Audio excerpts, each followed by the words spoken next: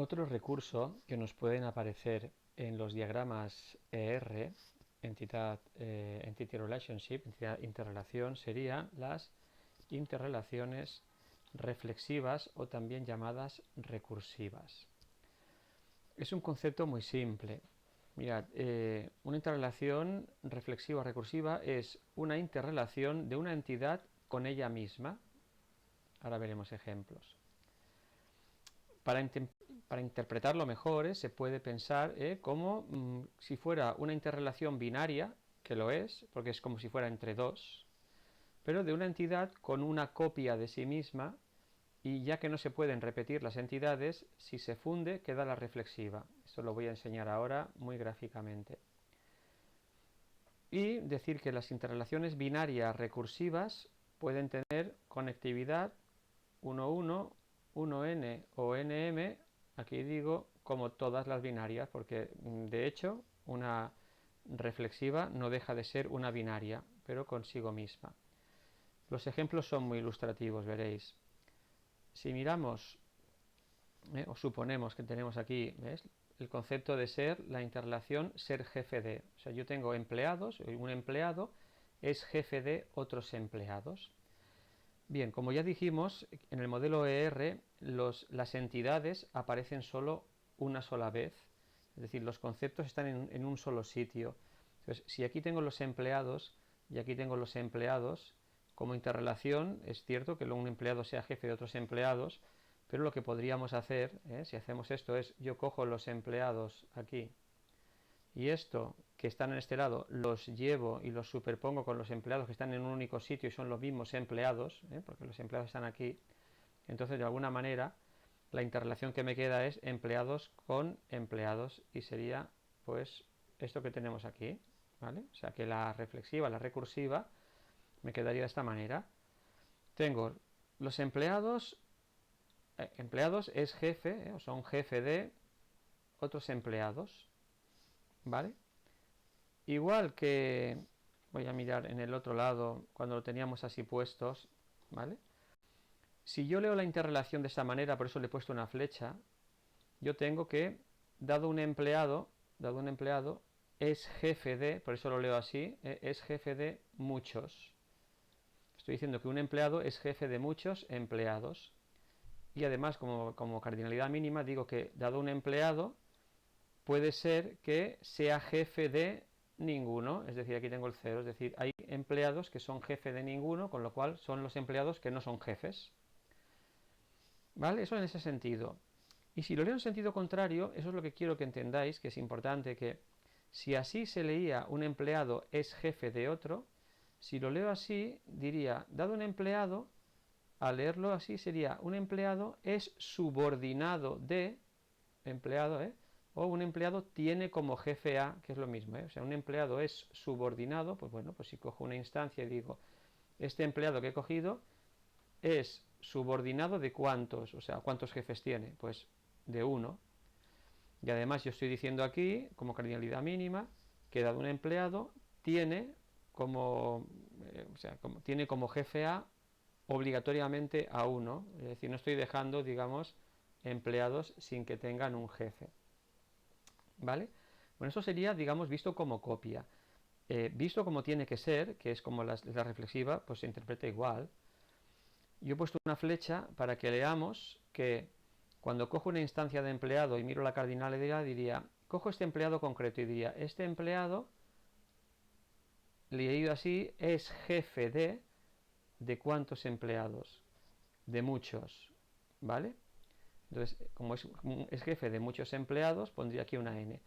Y la cardinalidad mínima aún mantendría, ese empleado es jefe de, puede ser jefe de ninguno, pues sí, ¿vale?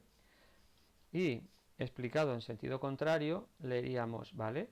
Si ahora cojo aquí un empleado y digo ese empleado es subordinado de, porque lo leo en sentido contrario, o tiene como jefe ¿a cuántos? A uno. Un empleado tiene como jefe solo a un empleado. Y he puesto como cardinalidad mínima que un empleado es obligatorio que tenga un jefe, como mínimo es un jefe y como máximo el 1. ¿Vale? Eso es como se leería esta interrelación. Tened en cuenta que no siempre, o sea que en este caso se lee de un modo diferente, es ser jefe de o es subordinado de.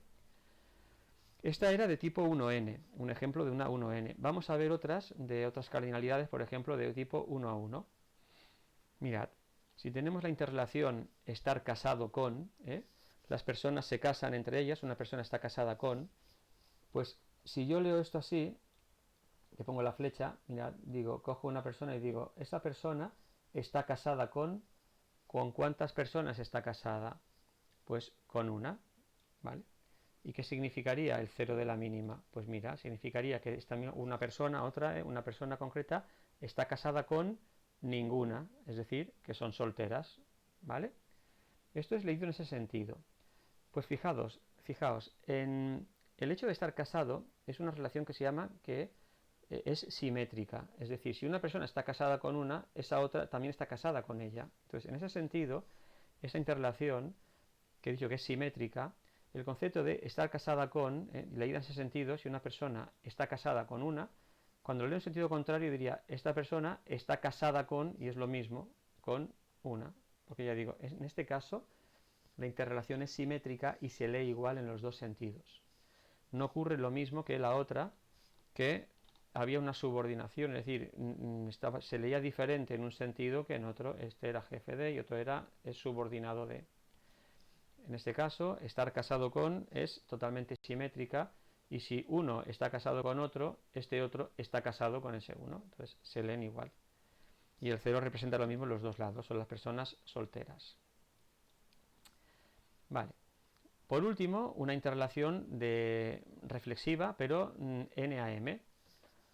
Pues mirad, sería esta que dice, las piezas pueden descomponer o descomponen en otras piezas. ¿Qué quiere decir esto? Pues mirad, me quiero representar que si yo tengo en el mundo de las piezas, las instancias de las piezas, aquí puedo tener una pieza llamada P1 en rojo, pero yo puedo pensar que la pieza P1 está compuesta por esta, que sería una llamada P2. Esta pieza es como si fuera un Lego, esta que es P3, esta que es P4, y puedo pensar que también aquí otra vez tengo la pieza P2 dos veces, ¿vale? Es decir, de hecho yo diría que la pieza P1 descompone en las piezas P2, P3 y P4. Serían sus relaciones. Lo que pasa que en la pieza P2 estoy diciendo que tengo dos piezas de estas, ¿vale? Si fuera, por ejemplo, un tornillo en la pieza P5, pues podría tener 15 tornillos aquí, serían tornillitos, ¿vale? Pues fijaos en el tema de la descomposición. Yo tengo que la P1, la pieza grande, P1, está descomponiendo, descompone en varias piezas. Es decir, cuando yo cojo una pieza posible, digo, una pieza descompone o puede descomponer en muchas, como he puesto aquí. Y además, estoy poniendo un atributo de la cantidad que yo me quiero referir. Por ejemplo, la pieza P1 descompone en varias piezas, en muchas, aquí tendría muchas parejas en el rombo, y esas parejas, diría, por ejemplo, con la pieza P2, en la pareja P1, cuando ponía aquí, digamos, las instancias del rombo, aquellas bolitas, aquí pondría, una de ellas sería que la pieza P1, entre otras, descompone también con la P2, aparecería esta pareja. Y el atributo cantidad, en este caso diría que es en 2 unidades, con la P2 descompone en 2 unidades. Y aquí también aparecería, como descompone en varias, pues la pieza P1 descompone con la P3 y con la P4, es decir, ¿vale? Las parejitas que había, las instancias, las bolitas de la interrelación. Bien, pues si hemos leído así la descomposición, es decir, lo leemos en ese sentido, una pieza descompone en piezas, en sentido contrario, ¿cómo debería leerse? Bueno, pues no es simétrico, no sería que una pieza también descompone en otra, no. Fijaos, si repito aquí, la pieza P1 descomponía en estas otras, ¿vale? Pam, pam. Esta puede ser P4. Pues si lo leo en sentido contrario, lo que estoy diciendo es, y una pieza, por ejemplo esta, P4, forma parte de otras piezas, es decir, está en su composición, ¿vale? Entonces, en sentido contrario, lo que estoy diciendo es que una pieza Dada una pieza, aquí, una instancia de una pieza concreta, esa pieza forma parte de cuántas piezas puede formar parte, como si fuera un Lego esa. Pues estamos diciendo que de muchas, ¿vale? Eso sería la descomposición de piezas. Y las cardinalidades mínimas, ya hemos dicho que una pieza descompone en muchas, dado una pieza descomponen muchas, pero estoy diciendo también que hay piezas que no descomponen, o sea, no tienen partes que las compongan. Y en sentido contrario, este cero yo lo leería así, diciendo una pieza forma parte de cero piezas, es decir, que hay piezas que no forman parte de otras, sino que serían únicas y no son trozos que formen parte de otras. ¿De acuerdo? Entonces, esta sería un ejemplo de reflexiva de tipo NM.